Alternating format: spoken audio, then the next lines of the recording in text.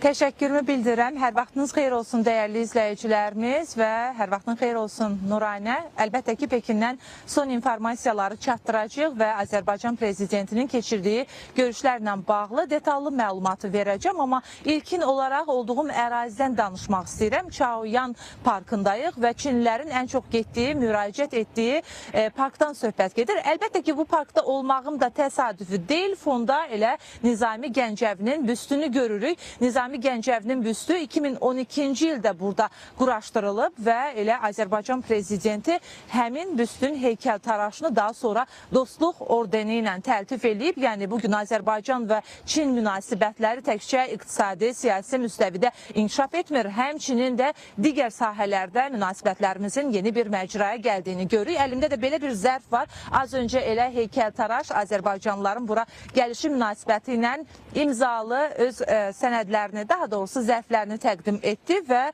bu çərçivədə kifayət qədər sevindiyini, Nizami Gəncəvinin heykəlini yaratmasından məmnunluğunu bildirdi və elə Yuan Sikunun müsahibəsində oldu. Bu çərçivədə yenə də Azərbaycan-Çin münasibətlərindən danışdı. Azərbaycan Prezidentinin Çinə səfərinin hansı mahiyyəti daşıdığını bir daha diqqətə çatdırdı. Qeyd elədiyim kimi bu park Çinin ən böyük parklarından biridir və burada Nizami Gəncəvinin büstünün quraşdırılması da bu baxımdan bizim üçün əhəmiyyətlidir. Bu müstəvidə qısa bir məlumat verdim, ancaq əlbəttə ki, diqqət Çin-Azərbaycan münasibətlərinin gələcəyinə yönəlib və Azərbaycan Prezidenti İlham Əliyev Çin sədri Si Jinpinglə görüş çərçivəsində bir daha Azərbaycanın Çinin əsas dostlarından biri olduğunu diqqətə çatdırdı. Həm Azərbaycan xalqını, həm də Azərbaycan Prezidentini Çinin dostu kimi xarakterizə etdi. Danışılmasına ehtiyac olan nüanslar çoxdur. Yenə də sənədlər masadaydı. İlkin olaraq əlbəttə ki, Azərbaycan Prezidentinin rəsmi qarşılanma mərasimi oldu. Xüsusilə rəngli görüntülər ərsəyə gəldi. Yəni ənənəvi qarşılanma mərasimindən biraz fərqli çalarlı bir qarşılanma tədbiri izlədik. Çinin və Azərbaycanın ənənələrinə uyğun olaraq. Azərbaycan Prezidenti ilə Çin sədrinin görüşü çərçivəsində isə danışılmasına ehtiyac olan nüanslar çoxdur. Ən azından ona görə ki, ötən il Azərbaycanla Çin arasında strateji bəyannamə haqqında sənəd qəbul olunub, yəni strateji əlaqələrin inkişaf etdirilməsi istiqamətində. Bu baxımdan da bu dəfə də sənədə imza atıldı və əlaqələrin biraz da genişləndirilməsinin vacibliyi vurğulandı. Əlaqələrin istiqamətlərinə gəldikdə isə burada biz həm humanitar sahəni vurğulaya bilərik, əsasən iqtisadiyyat sahəsini vurğulaya bilərik. Ticarət əlaqələrimizin hər il daha da artdığını xüsusilə də diqqətə çatdırmalıyıq və Çin kapital şirkətlərin Azərbaycanda daha çox ildən ilə fəaliyyət göstərməsini də qeyd eləyə bilərik ki, son illərdə ümumiyyətlə 350-dən çox şirkət, Çin kapitallı şirkət Azərbaycanda fəaliyyət göstərir. 300-ə yaxını demək olar ki, aktiv fəaliyyət içindədirlər və elə bu müstəvidə həmçinin Çinin Azərbaycana investisiya yatırmağı istiqamətində Azərbaycanın da Çin şirkətləri ilə daimi əməkdaşlıq etməsi yönündə müzakirələr getdi. Bugün dünyanın diqqəti orta dəhlizə yönəlib.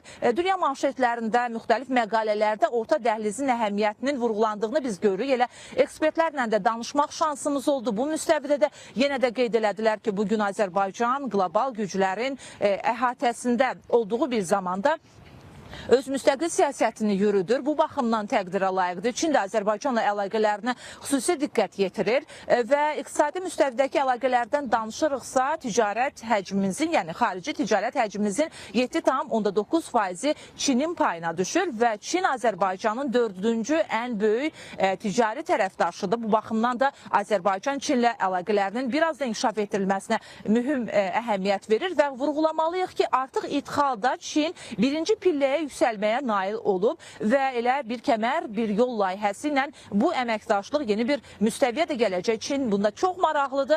Azərbaycan da əlbəttə ki, bu əlaqələrin inkişaf etdirilməsinə xüsusi önəm verir. Bir kəmər, bir yol layihəsi əlbəttə ki, Çin sədrinin təşəbbüsüdür. Azərbaycan da bu layihəyə ən çox investisiya yatıran ölkələrdən biridir. Hətta Çindən sonra ikinci belə ölkədir ki, bu layihəyə investisiya yatırır. Azərbaycan Prezidenti ilə Çin sədri arasında arasında keçirilən görüş çərçivəsində orta dəhlizin əhəmiyyəti vurğulanarkən bu nüanslar bir daha diqqətə çatdırıldı. Azərbaycanın coğrafi mövqeyinin nə qədər əlverişli olduğu bir daha vurğulanarkən əlbəttə ki, əlaqələrin bu müstəvidə də inkişaf edilməsinin vacibliyinə toxunuldu. Azərbaycanla Çin əlbəttə ki, energetika sahəsində də əlaqələrini inkişaf etdirmək niyyətindədir ki, ötən gün məhz buna dair müqavilələrə, sənədlərə imza atıldı. Bərpa olunan enerji sahəsində texnologiyaların tətbiqində Çinin xüsusilə də önəmli bir yer tutduğunu bilirik. Bu müstəvidə də Azərbaycan elə əlaqələrini Çindən biraz da inkişaf etdirəcək. Azərbaycan prezidentinin